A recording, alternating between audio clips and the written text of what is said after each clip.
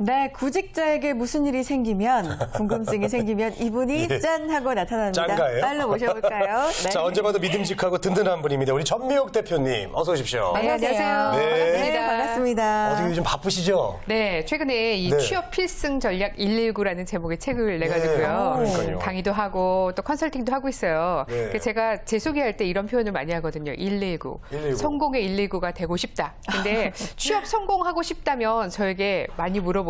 제가 네. 119가 되어서 급한 불도 꺼드리고요. 도와드리겠습니다. 근데 대표님, 저 전화가 너무 많이 오면 좀 귀찮을 수도 있어요. 네. 괜찮아요? 그래도 저를 찾는다는 건 너무 감사한 일이죠. 네. 전화 많이 눌러주세요.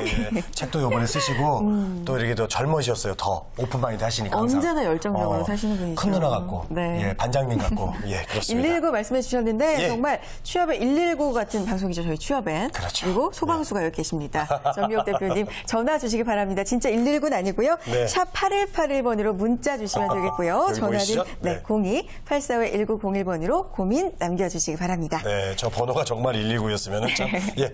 자, 우리 전미옥 대표님에게 들어온 고민 어떤 것들이 있는지 저희들이 일단 화면으로 한번 만나보겠습니다. 어렸을 때부터 남들 앞에서 발표하는 것이 제일 두려운 왕소심 트리플 A형입니다. 취업을 하려니 면접이라는 관문을 넘어야 하는데 면접 위험은 왜 이리도 많은 걸까요? 점점 다양해지는 면접 어떻게 준비해야 하나요? 그렇습니다. 맞아요. 우리가 그동안 많이 배웠잖아요. 그렇죠. 뭐죠?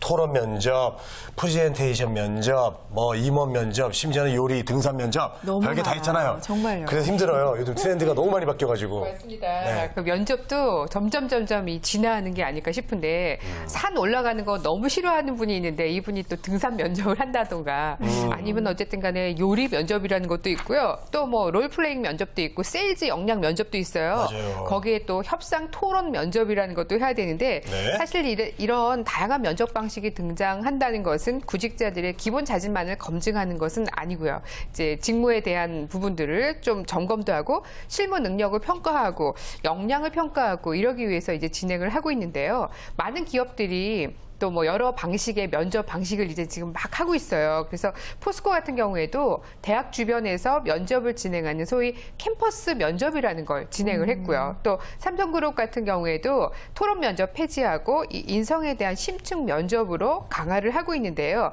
거기다가 요즘은 또 이 역량 기반의 구조화 면접 방식이 또 계속 진행을 하고 있습니다. 그래서 지원자들의 역량을 최대한 파악을 해서 기업이 원하는 우리가 원하는 인재와의 연관성을 갖겠다라는 이제 의도로 파악하시면 되는데요.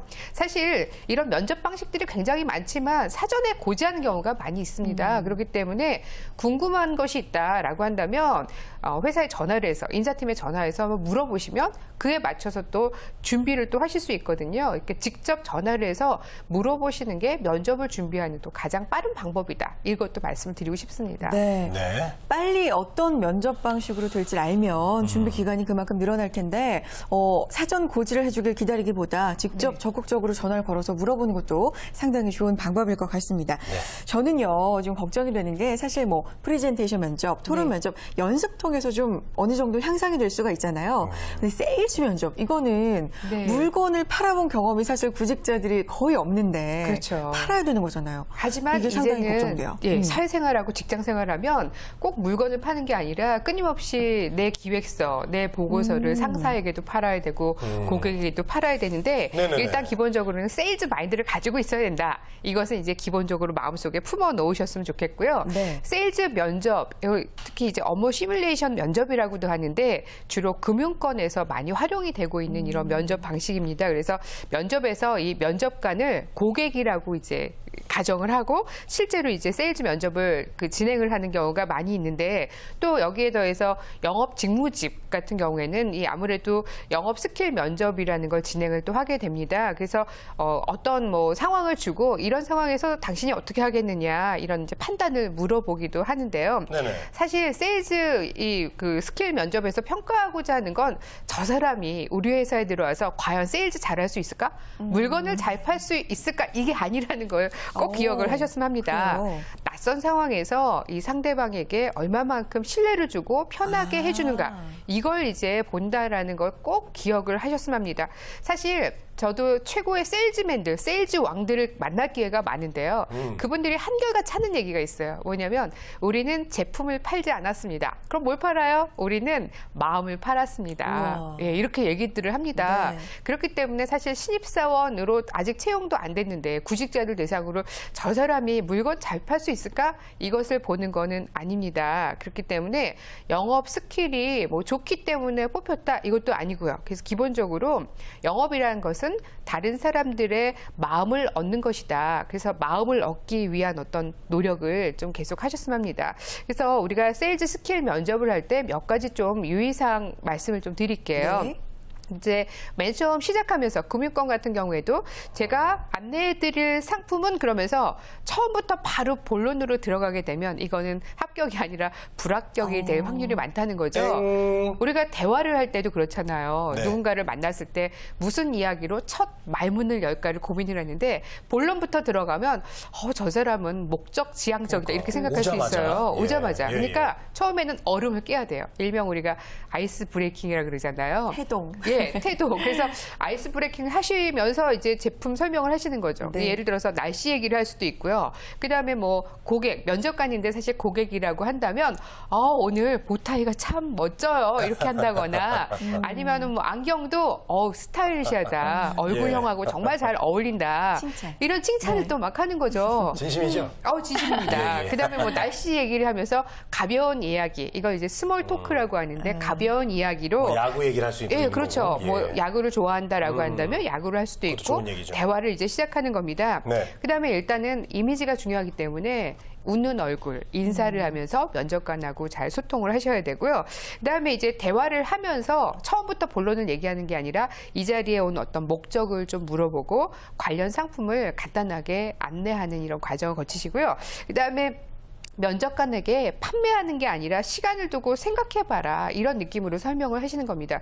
사실 우리가 제품을 사러 갔는데 자꾸만 옆에서 이제 뭐 어떤 거 필요하세요 그러면은 좀 부담스럽잖아요. 그렇죠. 마찬가지로 처음부터 무조건 팔려고 하면 압박을 하게 되기 때문에 고객을 압박하게 되면 이것도 역시 불합격이 될 확률이 많습니다. 그다음에 결론적으로는 판매 상품에 관심을 가지게 하는 것이 목적이기 때문에 마음문을 열게 하고 그리고 상대방을 편안하게 하고 제품에 대해서 회사에 대해서 신뢰를 줄 수 있다. 그럼 이제 이 사람은 합격될 확률이 점점 커지겠죠. 네. 맞습니다. 이게 어떤 분이 그러더라고요. 팔기 전에 사라고요.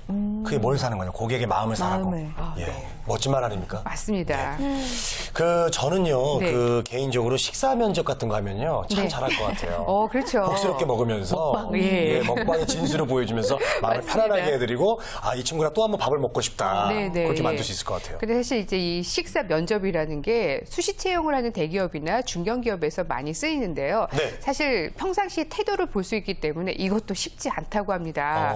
게다가 이거는 밥을 먹어야 되기 때문에 어딘가 식사 장소를 가야 되고 밥값도 들어요.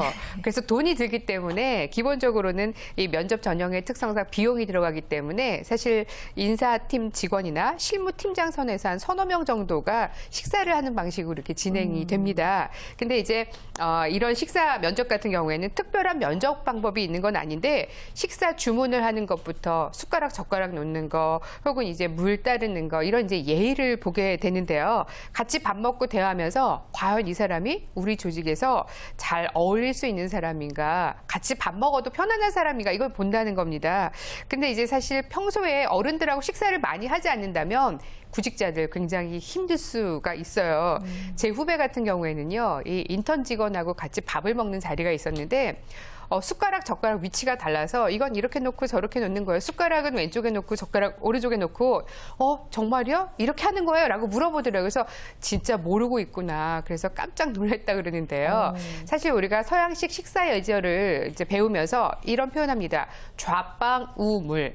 왜냐하면 동그란 테이블에 있는데 이게 어떤 게 내 빵인지 어떤 게 내 물인지를 모르기 때문에 좌빵, 뭐 왼쪽에는 빵, 오른쪽에는 물 종류 이렇게 이제 외우거든요. 네네. 그런 것처럼 사실은 한식 상차림에 있어서도 예, 식사 예절, 식사 매너를 좀 한번 익혀두셔야 된다고 보고요. 거기에 더해서 이 멘트를 좀 잘 날리는 것도 굉장히 중요한 부분입니다. 네네. 예, 밥 먹기 전에 식사 맛있게 하세요. 잘 먹겠습니다. 잘 먹겠습니다. 감사히 먹겠습니다. 이런 말을 하고 식사 끝나고 난 다음에도 잘 먹었습니다. 네. 근데 이거 쉽잖아요. 그렇죠. 근데 못하는 사람들이 굉장히 많아요. 많고요. 밥 사줬을 때 그런 말 안 하면요. 예, 그 사람 다시는 밥 섭섭하잖아요. 사주기 싫다. 특히 그 후배라고 한다면 더 섭섭하거든요. 예, 그렇죠. 선배님 잘 먹었으면 이거 어려운 거 네. 아닌데 그냥 뭐 당연하다는 듯이 그런 분들이 있어요. 근데 이제 면접관 앞에서는 얼마나 긴장이 되겠어요. 맞아요. 그러다 보니까 하고 싶은데 여기까지 목적까지 올라왔다가 얘기를 못 하게 되면 저 친구는 매너가 없다라고 생각한다는 거죠. 그래서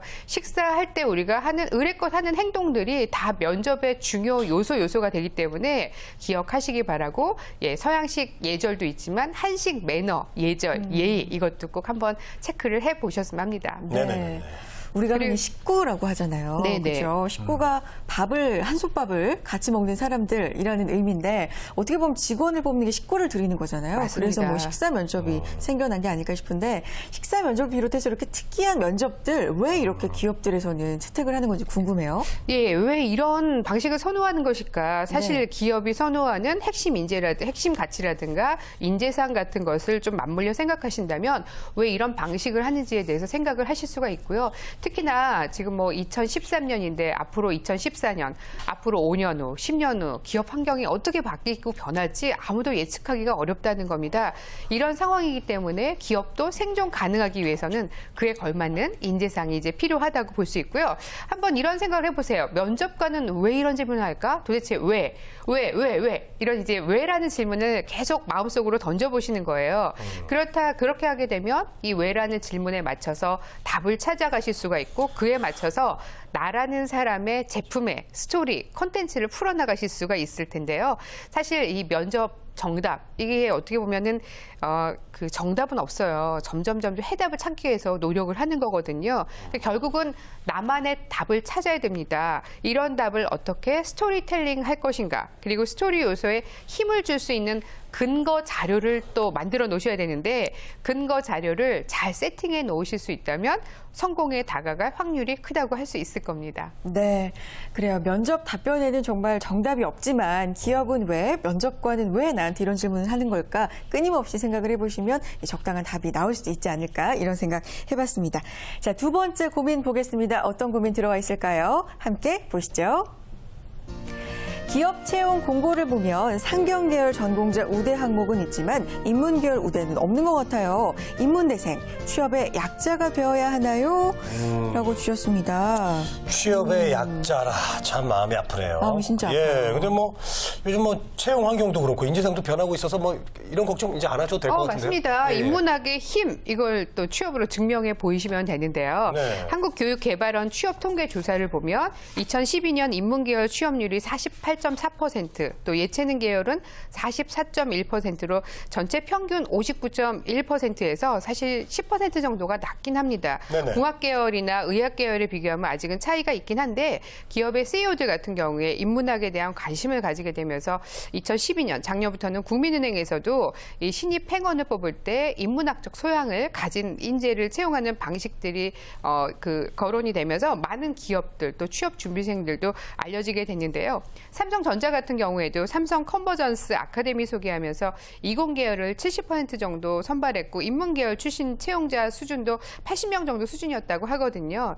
그래서 어떻게 보면은 이제는 기업이 경영학적인 어떤 그런 능력에서 이제는 인문학적 소양을 갖춘 시대로 넘어오면서 문제 해결 능력을 갖추고 또 창조적인 어떤 능력을 갖추고 적극적인 위기 대응 방식하고 리더십을 갖춘 인재상이 되면서 실은 이제 무한 경쟁 환경에서 다른 경쟁자들을 이기고 발전을 도모할 수 있기 때문에 인문학 계열에 또 그 해당되는 분들을 또 선호하고 있습니다. 그래서 스스로가 한번 이렇게 생각해 보세요. 전공이 도움이 안 된다. 그러면 태도와 경험으로 나는 돌파하겠다. 근데 스스로가 나는 이래서 안 될 것 같아. 이것도 어떻게 보면 선입관이 된 거거든요. 그래서 어떻게 보면은 취업을 준비하는 태도 그리고 사회를 배우기 위한 경험을 체계하면서 취업을 미리 준비하신다면 또 불리한 경험을 정면으로 돌파할 수 있는 무기 역할을 하실 수 있을 거라고 생각을 합니다.